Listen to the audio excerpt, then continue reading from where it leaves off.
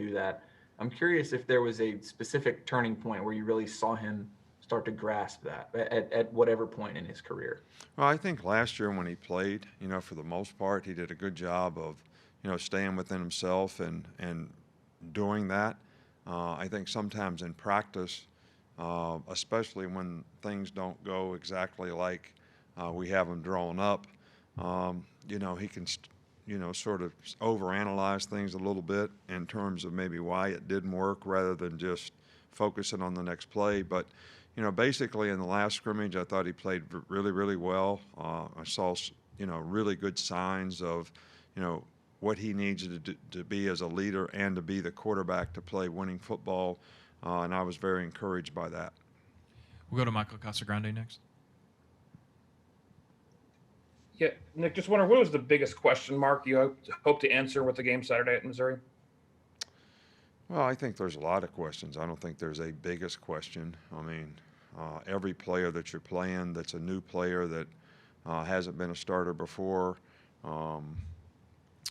is obviously how they're going to respond when they get in a game environment, especially young players who haven't been in a situation like that before. I think when you have new starters at any position, regardless of what their role on the team has been, in the past, how are they going to respond to the new role, the new responsibility that they have? Same thing at the leadership.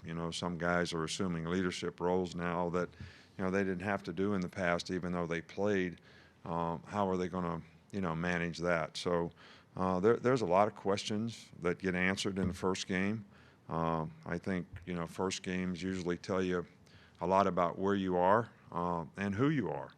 And that will be probably the most interesting thing to find out, for us, overall. Okay, we'll go to Drew Carter with NBC 13.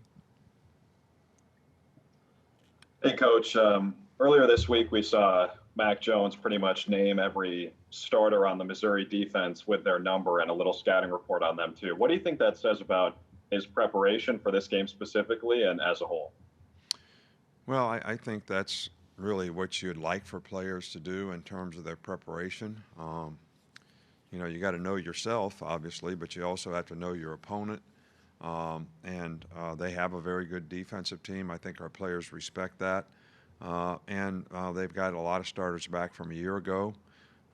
So that's a good thing that we're well prepared. We understand exactly who's going to be where. I think that's important for the quarterback. It's important for the offensive line, especially when it comes to pass protection and point outs. And the running back has to know the same thing. So same thing for the defensive players. They need to know who the wide receivers are. They can end up in various places. They need to know who the tight ends are. They need to know who the runners are. So,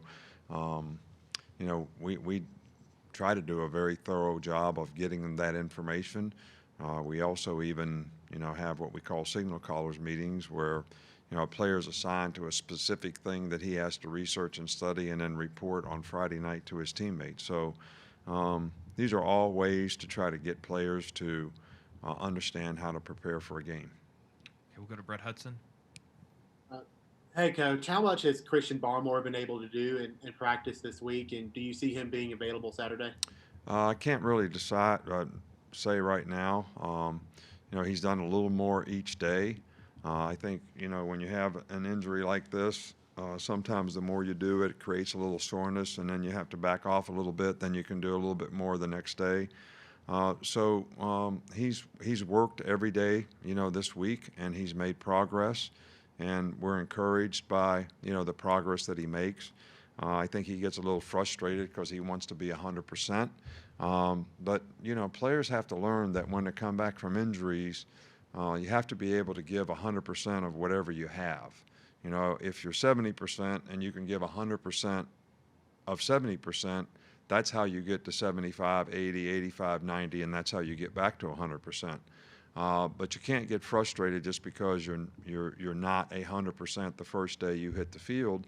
But you have to learn how to give 100% of 70%, all right, so that you can get back to 100% as quickly as possible. Okay, we've got two quick ones to finish up. We'll start with Cassie. Coach, how would you rate Alabama football's overall response to dealing with the pandemic and COVID-19 when it comes to contact tracing, testing, and all of those additional obstacles we've faced this year? Oh, I think our medical staff has done a phenomenal job with our players. We've probably done more testing here than anybody in the country. I think, we may still be one of the few schools that are testing every day. And it's all for player safety. And the players have done a good job of managing their personal bubble, whether it's in meetings, wearing a mask, keeping seats between guys so we're not close together. We even changed some of the meeting rooms around here. We did Syntex, which is a air whatever purifier, whatever that's supposed to kill germs, in all the meeting rooms. And I think we've done a phenomenal job. I think the job that you do in this is not relative to how many guys have positive tests, because I think, something as contagious as this is very hard to control. But I do think that we have really emphasized through education with our players. I think on 3 or 4 occasions we had medical doctors actually Zoom with our team and educate them, on this disease, educate them on managing their personal bubble, educate them on the importance of testing, how they can avoid, maybe putting themselves at risk in terms of, catching this. So it's an everyday, ongoing, 24/7, process to, manage your personal bubble. And I think the education process and the things that we've done internally from a medical staff standpoint has really gone well. And I think the thing that really, to me, is the answer to that question is, do the players trust and believe in the things that we're doing so they don't feel uncomfortable doing what we're asking them to do? And we haven't had much of that. Okay, we'll finish up with Chris from The Athletic. Yeah, a bit off topic, but Billy Napier, he's got Louisiana Lafayette ranked. Obviously, you worked with him. What was it like working with him, and what's it been like seeing his success as a head coach? Well, we're always happy to see guys that have worked with us in the past, been on our staff, do well.